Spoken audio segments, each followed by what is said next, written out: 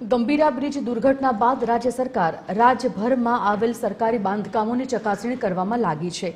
રાજ્યના માર્ગ અને મકાન વિભાગ દ્વારા વડોદરામાં પણ 40 જેટલી સરકારી ઇમારતો ચકાસવામાં આવી છે, જેમાં દરરોજ સેંકડો લોકોની અવરજવર ધરાવતી નર્મદા ભવન ઇમારતને અત્યંત જર્જરિત હોવા છતાં માત્ર રિપેરિંગની જરૂરિયાત હોવાની સૂચવાતા સવાલો ઉઠ્યા છે।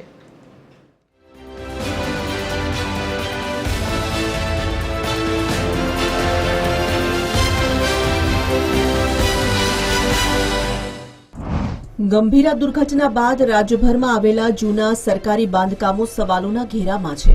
ફરી કોઈ દુર્ઘટનાનું પુનરાવર્તન ન થાય તે માટે રાજ્ય સરકારે તાકીદે તમામ જૂના સરકારી બાંધકામોનું ચેકિંગ શરૂ કરી દીધું છે, જેમાં વર્ષો જૂના બ્રિજ પર તો ભાર મૂકવામાં આવી રહ્યો છે, પણ સાથે સરકારી ઇમારતોની સ્થિતિ પણ ચકાસવામાં આવી રહી છે।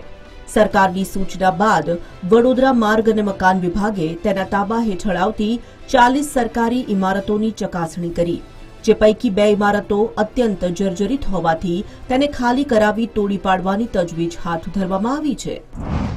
एक्चुअली कंसल्टेंसी जोड़े अमे बने बिल्डिंग नु चेकिंग कराયું હતું અને અમારી બી ટીમ બધી રૂટીન માં ઇન્સ્પેક્શન કરે છે અને એ મુજબ જે કઈ રિક્વાયરમેન્ટ છે ત્યાં બિલ્ડિંગ માં એ કામગીરી આપણે હાથ ધરી છે। નવું બિલ્ડિંગ તો ઓલરેડી આપણે પ્રપોઝ કરી દીધું છે ને બને એટલું વહેલું આપણે એનું બી લેન્ડ ને બધું લઈને કન્સ્ટ્રક્શન સ્ટાર્ટ। વર્ષો જૂની આ બહુમાળી નર્મદા ભવન બિલ્ડિંગનું સ્ટ્રક્ચર અત્યંત નબળું પડી ગયું છે। ઇમારતના પોપડા ખરી રહ્યા છે। ખરી ગયેલા પોપડામાંથી કાચ ખવાઈ ગયેલા સળિયા દેખાઈ રહ્યા છે। બિલ્ડિંગની આટલી નબળી પરિસ્થિતિ હોવાથી અહીં સરકારી કામો માટે આવતા નાગરિકોને દુર્ઘટનાનો ભય સતાવી રહ્યો છે। डर 100% लागे केम के अहींया जे परिस्थिति है तमे जुओ मोटा मोटा पोपड़ा क्यांक सळिया देखाई रह्या छे, सळिया पण कोवाई गया छे अने आटलू मोटू बिल्डिंग छे, आटला बधा माळ छे, 6-7-8 माळनी बिल्डिंग छे अने जूनी छे, वर्षो जूनी, एटले क्यांक ने क्यांक नबળી થઈ ગઈ છે। જો કોઈ બિલ્ડિંગમાં હોનારત થાય તો ખૂબ મોટી જાનહાનિ થાય। ગંભીરા બ્રિજ દુર્ઘટના બાદ રાજ્ય સરકારે સફાળા જાગીને રાજ્યભરમાં આવેલ સરકારી ઇમારતોની ચકાસણી શરૂ કરી દીધી છે।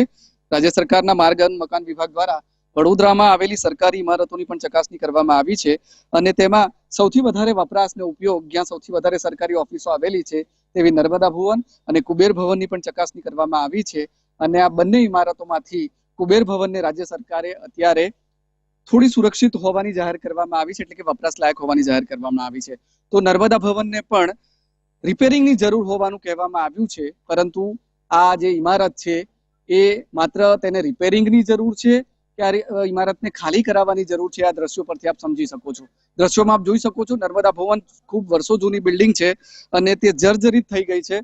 તેના સમયાંતરે પોપડા પણ ખરી રહ્યા છે। અગાઉ પણ પોપડા ખરવાની ઘટનાઓ ખૂબ બની હતી અને આમ દ્રશ્યોમાં પણ જોઈ શકો છો આખી બિલ્ડિંગમાં પોપડા ખરી રહ્યા છે અને સળિયા દેખાઈ રહ્યા છે।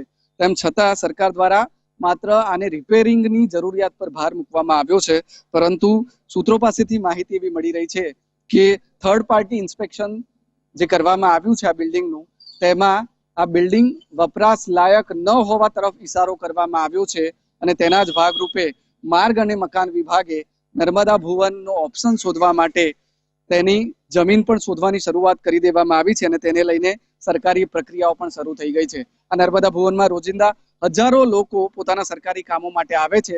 સાથે સાથે મોટાભાગની સરકારી કચેરીઓ અહીંયા હોવાથી સરકારી અધિકારીઓ અને કર્મચારીઓ પણ ખૂબ મોટી સંખ્યામાં આ બિલ્ડિંગમાં બેસે છે।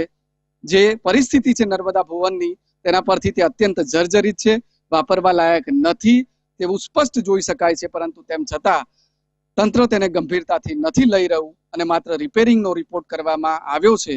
એવામાં ભવિષ્યમાં કોઈ જો મોટી હોનારત થાય, કોઈ મોટી દુર્ઘટના સર્જાય તો તેની માટે જવાબદાર કોણ અને ખૂબ મોટી સંખ્યામાં જો જાનહાનિ થાય તો તેની માટે પણ જવાબદાર કોણ તે સૌથી મોટો સવાલ છે। કેમેરામેન જિગ્નેશ સોલંકી સાથે અમિત ઠાકોર, TV 13 ગુજરાતી, વડોદરા।